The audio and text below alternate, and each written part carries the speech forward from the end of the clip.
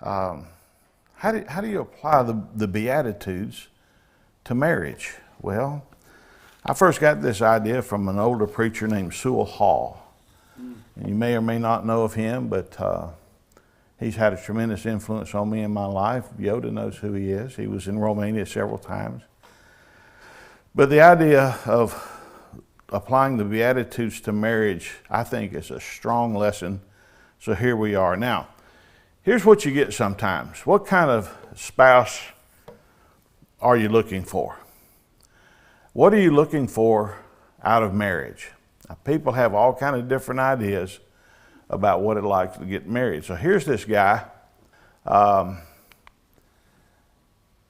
don't know if you could read that in the back, but here's a guy that's sitting there watching the game, hollering out to his wife, more chips, salsa,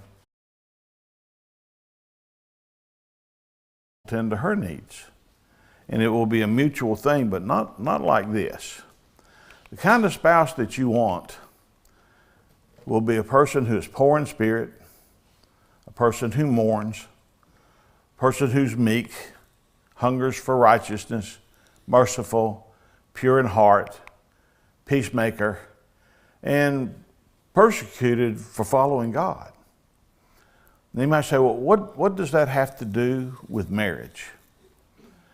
Let me show you the kind of guy that you don't want. You don't want a guy who's proud. You don't want a guy who lacks compassion. You don't want to marry someone who's rebellious, someone with worldly appetites. You don't want to marry someone who has no mercy.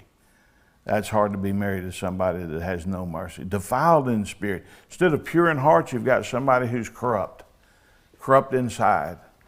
And instead of being a peacemaker, you've got somebody who's divisive. Can you imagine being married to someone for 46 years and it's nothing?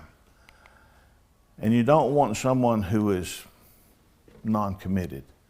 So when you compare the two lists, you see here that there's a tremendous lesson on who to look for and what to look for in a future spouse.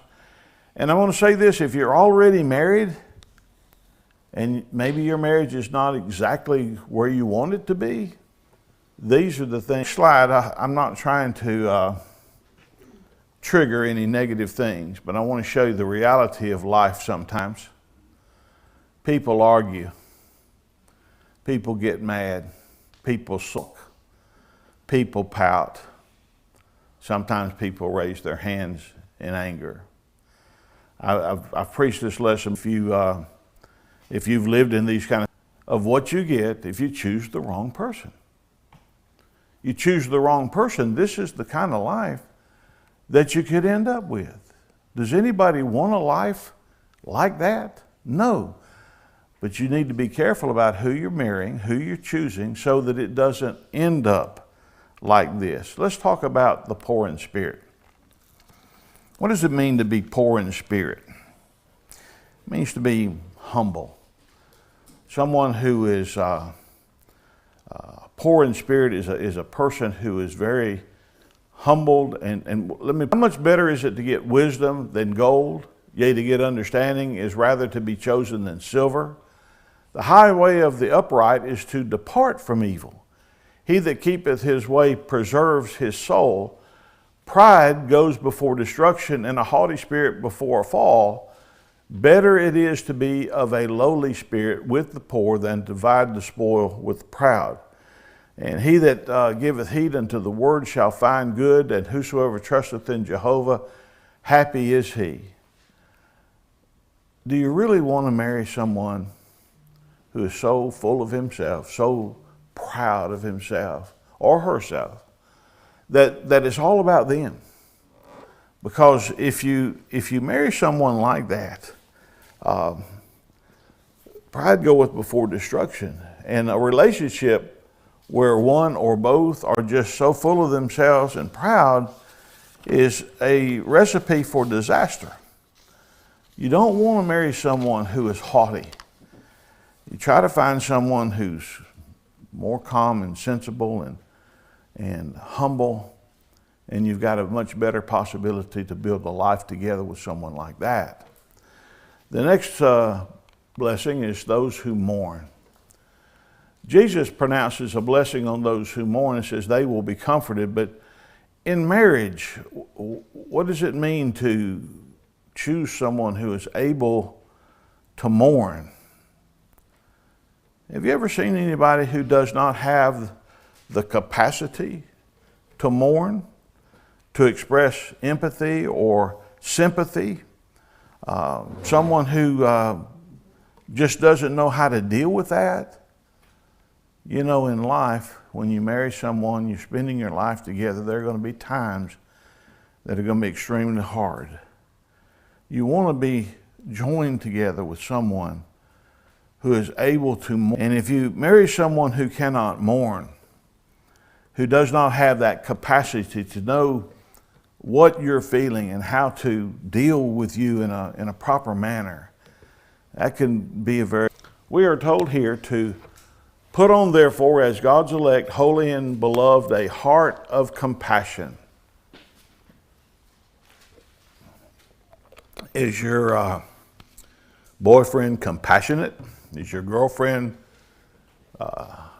kind, lowly, meek, long-suffering? Are those the characteristics of someone that you're with or want to be with? As a Christian, we are to forbear one another, forgive each other. If you put on love, which is the bond of perfectness, and let the peace of Christ rule in your hearts, to which also you are called in one body, and be ye thankful. The idea that I'm trying to get to you is that the Beatitudes show us how to have a marriage with someone where we will have peace. There will be love. There will be compassion. And that's what two Christians strive for in their lives, but they strive for it in their marriage. If you marry someone who does not have this heart of compassion, they cannot mourn, it's going to be tough. One way to tell before you marry someone, oh, they treat you nice. They're sweet to you. They love you. Look at how they treat other people. And are they compassionate? Are they kind to others? Now see, he can be super kind and special to you, but if he doesn't treat other people that way, wait till you get married, he'll treat you like he treats the other people eventually, if that's the way that he is. As we progress down this list of Beatitudes, blessed are the meek, for they shall inherit the earth. And you just have to ask the question, what does it mean to be meek? I think we have this concept of someone who is meek is that he's a shallow, weak person, doesn't have any backbone, that a meek person is almost like a weak person. That's not what meekness is. Nicu in Romania, and learning the Romanian language was a journey for me. He will tell you that I know and understand and can speak Romanian. Didn't learn so well, but they understand me there. But I mention that because one thing that helped me to understand what meekness is the way the Romanian Bible translates the word meek. And it has to do with something that has been tamed. If you've got a horse, a wild horse, powerful wild horse, and you tame it to make it blunt, meek, domesticated, what you do is you bring that power under control